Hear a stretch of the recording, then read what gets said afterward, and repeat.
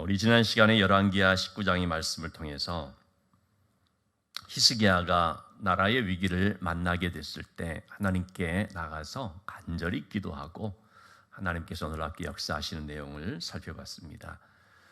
그런데 아마 비슷한 시기에 또 히스기야에게 큰 일이 닥친 것을 볼 수 있습니다.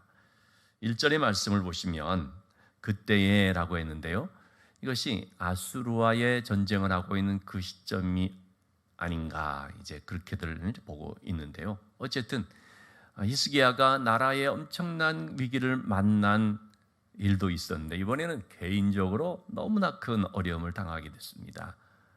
어떤 문제입니까? 병들어 죽게 된 것입니다. 하나님의 종인 이사야 선지자가 와서 하나님의 말씀을 전합니다. 너는 집을 정리하라.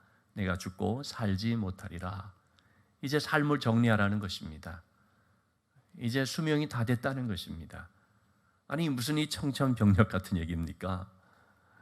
죽을 병에 걸려서 앞으로 몇 년 못 산다 이것이 아니고요. 죽을 병에 걸렸는데 당장 죽는다. 이런 아주 날벼락 같은 얘기를 듣게 됐는데, 여러분 사람들이 삶에서 이런 일을 만나게 될 때 당장 나타나는 반응이 뭡니까? 분노하고 두려워하고 낙심에 빠지고 그렇게 되지 않습니까? 죽음에 대한 많은 연구를 한 유명한 학자가 엘리자베스 퀴블러 로스 박사라는 분인데 이제 여자분인데요.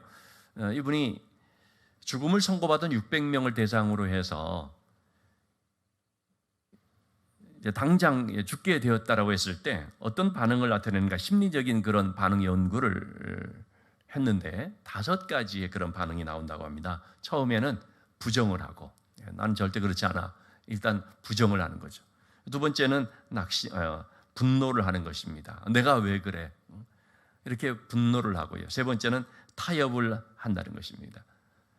그리고 나서 네 번째는 낙심을 하고, 5번째는 이제 받아들이는 것입니다.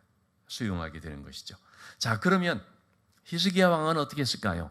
이 5가지 단계를 놓고 볼 때 어떤 반응을 나타냈을까요? 부정을 하고 분노하고 타협을 하고 또는 낙심을 하고 수용하고 하는 이 5가지와는 다른 반응을 나타냈습니다. 그게 뭡니까? 이 문제를 가지고 하나님께로 가지고 나가는 것이죠. 2절의 말씀입니다. 낯을 벽으로 향하고 하나님께 기도하여 가로되, 이 문제를 가지고 하나님 앞에 간절하게 엎드려서 오직 하나님만을 바라본 거죠. 낯을 벽으로 향했다는 것이 뭡니까? 주변에 있는 모든 신하들을 다 물리치고 오직 하나님만 바라본 것입니다. 하나님과만 내가 대면하겠다는 거죠. 내가 하나님께 매달려서 기도하며 하나님의 은혜만을 간구하겠다라는 의미입니다. 여러분, 우리가 삶에서 어떤 벽을 만나게 되면 어떻게들 반응하게 됩니까? 그 벽 앞에 주저앉아 버릴 때가 참 많이 있죠. 자, 그런데 우리는 이러한 어떤 큰 벽을 만났을 때 사람을 찾지 않고 하나님을 찾고 하나님을 의지해야 됩니다. 시편 18편 28절의 말씀 지난 주일에도 말씀드렸습니다마는 다윗이 하나님을 의뢰하고 하나님을 의지하였더니요 담을 뛰어넘는 삶을 살았다는 것입니다. 우리에게 닥치는 여러 가지 담이라고 할 수 있는 인생의 큰 난관, 장애물들, 지난 주일에 우리가 살펴본 것처럼 큰 산, 적당한 산이 아니고 아주 큰 산, 태산 같은 문제, 이것들을 만나게 되었을 때도 하나님을 의지하였을 때 그것을 뛰어넘더라는 거죠.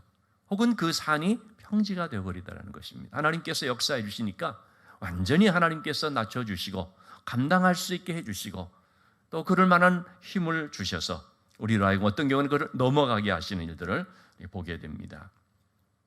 어쨌든 우리는요 어떤 문제를 만났든지 기도하면 벽을 뛰어넘는다. 기도하면 장애물을 극복한다. 기도하면 태산 같은 문제도 우리가 평지로 만들어 감당해낼 수 있다라는 확신을 가져야 될 줄로 믿습니다. 자, 히스기야가 기도하는데 오직 벽을 향하여 하나님의 낯을 구하며 이렇게 기도했다고 했는데 어떻게 기도했습니까? 3절의 말씀 보니까 2가지 내용을 우리가 볼 수가 있죠. 주께서 보시기에 선하게 행한 것을 기억하옵소서. 먼저 하나님 앞에 기억하옵소서 말합니다. 자신이 잘한 것을 드러내는 그런 의미가 아닙니다. 자신이 하나님 앞에 어떠한 진심을 가지고 어떤 마음으로 하나님을 섬겼는지 하나님 그거 기억하셔서 저에게 긍휼을 베풀어 주옵소서라고 하는 기도인 것이죠.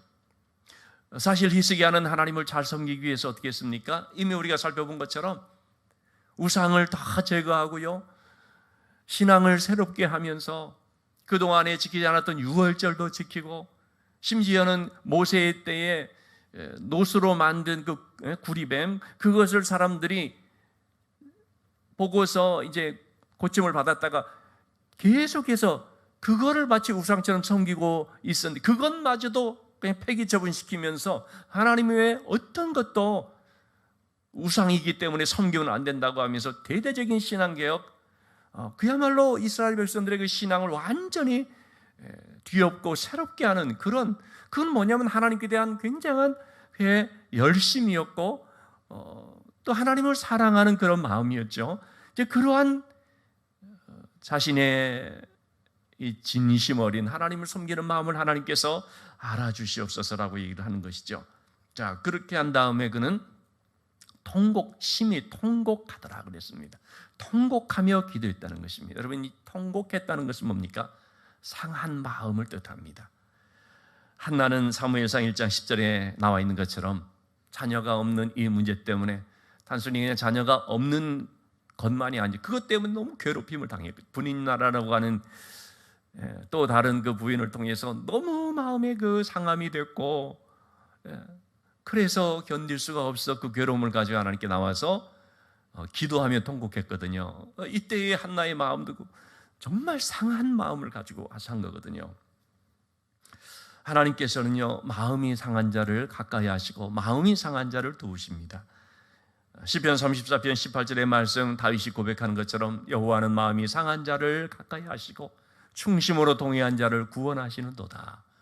여러분, 우리가 하나님 앞에 나와서 기도하는데 그 기도하는 마음이 상한 마음이 될 때에 하나님께서 그 마음을 만져주시고 그 마음 가운데 응답해 주시고 좋은 것으로 채워주셔서 그래서 그의 어려움 속에서 구원해 주시는 것을 볼 수 있습니다. 우리가 인생을 살아가면서 힘들고 괴로울 때가 있지 않습니까? 그럴 때 사람을 찾지 말고 하나님을 찾고 하나님께 나오는데 상한 마음 가지고 나와서 기도해야 되는 줄로 믿습니다.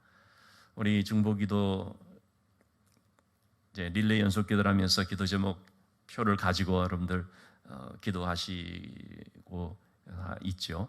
저도 그 기도 제목 가지고 이제 하면서 우리 성도들 기도 제목들 이번에 기도해 달라고 셀별로 요청한 그런 몇 분들 기도 제목 가지고 이제 기도를 하면서 그 한 분 한 분 이렇게 생각할 때 그 내용들도 제가 좀 알고 그러니까요, 마음이 상한 것을 느낍니다. 그냥 하게 되는 것이 아니고 진짜 상한 마음을 가지고 어디 아프신 분 또는 자녀를 위해서 기도하시는 분들, 어떤 물질의 문제를 가지고 기도하게 되는 경우 그 형편이 어떠한지, 왜 이 기도 제목을 내놓게 되는지를 알게 되니까 진짜 상한 마음 가지고 기도하게 되는 것을 느꼈습니다. 이러한 그 상한 마음이라는 것이 뭡니까? 거기에 간절함이 있는 것이고 정말 절박함을 표현하는 것이고, 하나님 꼭 들어주세요, 하나님 이거 꼭 이루어주세요 하는 그런 하나님께 대한 그 아주 좀 사모하는 그 아주 갈망, 그런 것들이 담겨 있는 것이라고 할 수 있겠습니다.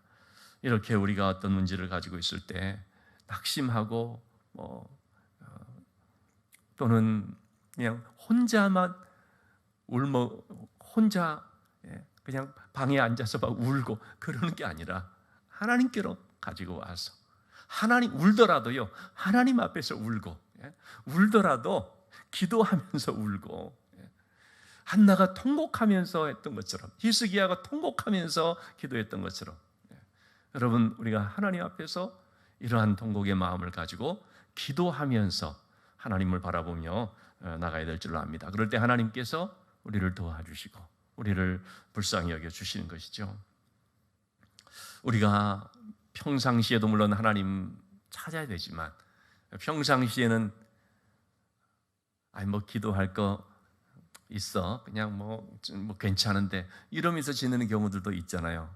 그런데 혹 그랬다 할지라도 혹 그렇게 기도를 잘 안 했다 할지라도 문제를 만났을 땐 그때는 반드시 와서 하나님을 찾고 하나님의 도우심을 구하면서 기도할 수 있어야 되겠습니다. 자, 이렇게 하나님 앞에 나와서 기도할 때 하나님께서는 그 상한 마음을 위로하시고 도와주시는데요. 히스기야의 기도에 대해서 하나님께서 응답해 주셨죠. 6절 말씀에 너의 날에 15년을 더할 것이다 말해줬습니다. 즉각적으로 하나님께서 응답해 주셨는데 15년이라고 하는 세월을 연장해 주셨습니다. 하나님이 기도를 들어주셨고 하나님께서 그의 눈물을 보시면서 내가 너에게 15년의 생명을 준다라고 응답해 주신 것입니다. 히스기야가 하나님 앞에 기도한 것은 생명의 주관자 되시는 하나님을 믿었기 때문입니다. 죽음의 문제를 해결할 수 있는 분, 죽음에서 생명으로 바꿔줄 수 있는 분은 오직 하나님밖에 없기 때문에 그 하나님을 바라보면서 기도했다는 것이죠. 자신의 마음이 답답하니까 그저 하나님 앞에 그냥 답답한 마음을 하소연한 것이 아니라 하나님께서 이것의 주관자가 되심을 믿으니까, 하나님께서 하시면 얼마든지 이것이 바뀌어질 수 있음을 믿었으니까 그런 믿음 때문에 하나님께 나와서 기도할 수 있었습니다. 여러분, 이렇게 우리가 정말 하나님의 능력을 믿고 하나님의 전능하심을 믿고 기도하면 우리가 생각하지 못하였던 정말 우리의 생각을 초월하는 그런 응답들이 나타나는 경우들을 많이 볼 수가 있습니다. 한 수년 전에 있었던 그 뉴욕 타임즈에서 보도한 기사인데요. 불임 치료를 연구하는 한국의 의료진과 미국의 의료진 합동으로 연구 분석해서 이제 발표한 그 논문에 대한 기사를 실었습니다. 이 산부인과 쪽으로 유명한 그 차병원 있지 않습니까? 거기에 차광열 원장과 콜롬비아 의대 산부인과 로저리오 로보 과장이 생식의학 전문지인 저널 오브 리프로덕티브 헬스라고 하는 이제 그 저널에 발표한 기사인데요. 논문의 제목이 뭐냐면 제3자의 기도가 불임 치료의 효과를 높여준다. 제3자의 기도라고 했는데 이걸 중보기도라고 우리는 바꿀 수가 있죠. 중보기도가 불임 치료의 효과를 높여주는 것을, 이게 여러분 무슨 추측이 아니고 무슨 가설이 아니고요, 유명 이런 그 저널에 발표한 것이니까 이건 뭡니까? 실험으로 입증이 된 것이어야 되지 않습니까? 그렇게 입증된 내용을 발표를 했던 것입니다. 이게 어떤 실험을 했냐면 1998년에서 99년 사이에 차병원에서 불임 치료를 받고 있는 환자들 199명을 두 그룹으로 나누었다고 합니다. 이 환자들 자신들이 전혀 모르게, 그러니까 연구진들이 이 199명의 사람들을, 한 그룹은 이제 그 사람들의 그 사진들을 가지고 미국과 캐나다와 호주에 있는 크리스찬들, 기독교인들에게 이 사람들의 불임 치료를 받고 있는 여성들이다 하고 하면 사진을 보여주는 거예요. 각각 할당해 줬겠죠. 이 사람을 위해서 기도해 달라는 것입니다. 이 사람들이 임신할 수 있도록, 불임 치료가 될 수 있도록 위해서 기도해 달라, 중보기도를 부탁한 것이죠. 한 그룹에게는 그렇게 부탁을 했고 또 한 그룹에게는 그런 기도 부탁을 하지 않았다는 것입니다. 그래서 교회 안에서 중보기도가 중보기도가 응답받는다, 중보기도가 뭐 이렇게 효과가 있다 하는 그런 얘기들은 하지만 실험 현장에서 과연 어떤가, 이거를 실제로 테스트를 해본 거죠. 그래가지고 이거를 각각 이제 두 그룹을 해가지고 이제 일정 기간을 지난 다음에 드디어 다시 이제 불임 그 임신에 대해서 이렇게 하게 됐습니다. 그래가지고 기도와 임신 성공률에 관한 이제 조사를 하게 됐는데 그 결과가 어떻게 됐느냐면, 중보기도를 받은 불임 치료를 받는 그 여성들, 중보기도를 해달라고 했던 그런 여성들의 임신이 중보기도를 받지 않은 여성보다 2배나 더 높게 나타났다는 거죠. 결과가 그렇게 딱 나왔습니다. 그래가지고 처음에는 이 로보 과장이라고 하는 사람이 이 발표를 하지를 못하고 한참을 이걸 갖고 있었다고 합니다. 도저히 자기가 이게 과학자로서 아니 이걸 어떻게 발표하느냐 이거죠. 근데 너무나 분명한 결과 때문에 어쩔 수 없이 발표를 했다는 거죠. 그래가지고 저렇게 아까 기사에 나오게 된 것입니다. 어쨌든 불임 치료를 하는 데 있어서 중보기도를 받은 사람과 그렇지 않은 사람이 이렇게 2배나 차이 나는 그런 결과, 중보기도를 받은 사람의 임신이 더 높아지고 그렇지 않은 경우에는 안 되는, 여러분 그런 점에 있어서 비단 이게 그런 불임 치료 혹은 임신에 관한 그런 내용이겠습니까? 모든 것이 다 해당될 수가 있겠죠. 중보기도를 우리가 하게 되면은 여러분 이게요 그냥 우리가 하는 것이 아닙니다. 모든 면에 있어서 우리가 중보기도한 것들을 다 이렇게 데이터로서 정리해가지고 발표하거나 그럴 수는 없지만은 여러분 중보기도라는 것은 분명히 하나님의 놀라운 역사가 나타납니다. 그래서 우리가 교회를 위해서 우리 성도들을 위해서 계속해서 우리가 기도하는 것입니다. 이러한 기도의 그 능력, 기도의 그런 역사를 우리는 항상 기억을 해서 그래서 여러분 우리가 중보기도에 더 열심을 해야 되는 줄로 믿습니다.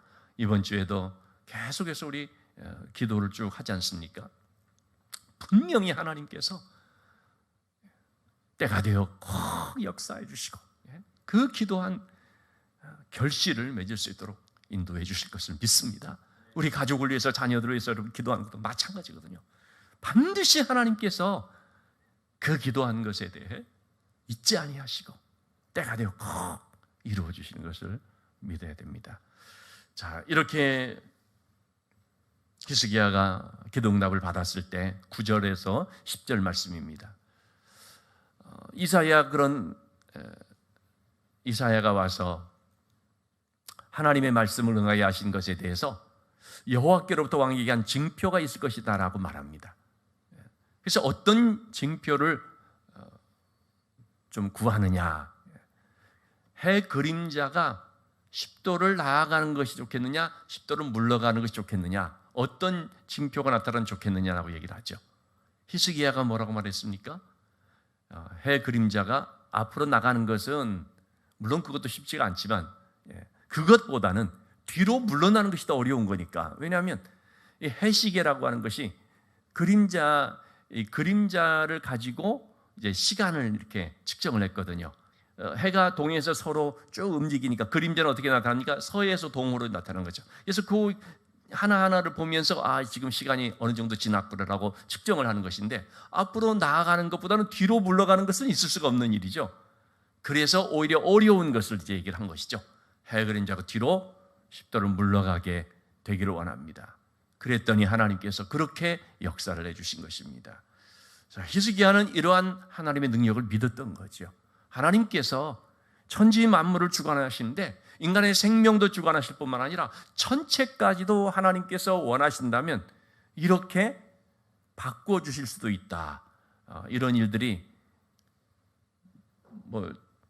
자주 일어나면 큰일 나죠. 그렇지만 특별한 경우에 하나님께서 역사하는 일들이 있잖아요. 해야